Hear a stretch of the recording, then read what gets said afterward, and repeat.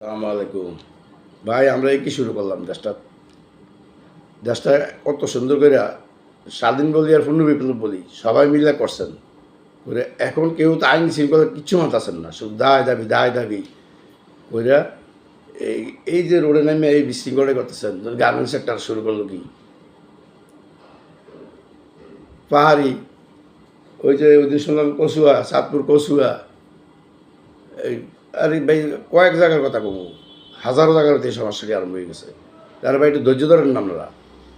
ধৈর্য ধরে নির্বাচনটা দিল্লি নির্বাচনটা যে সরকার আইয়ে এই সরকার সুন্দর করে দেশ চালাবেন, জনগণ সহায়তা করবো। যারা মিল্লা আন্দোলন করছে হাজার শহীদের রক্তের বিনিময়ে, পূর্ণ বিপ্লব হোক আর স্বাধীনে হোক হয়েছে। তো এখন এটা আমরা ফল খাইতে হইলে আমরা ধৈর্য ধরতে হইব, ধৈর্য ধরে যেটাই করি করতে হইব।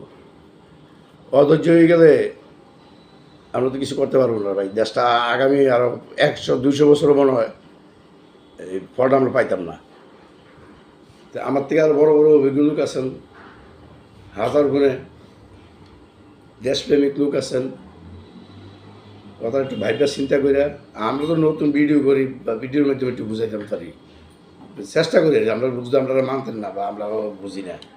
যাই হোক, দেশটাকে কীভাবে সুন্দর করা যায় ওই সুন্দরের দিকে আসবেন। একটু সময় দেন, আন্দোলন করেন, যুক্তিক আন্দোলন। আপনারা ঠিক আছে, সবার যুক্তিক আন্দোলন। যদি এই সরকারে থাকতো আগামী 5 বছর কথা বলতে পারতেন না।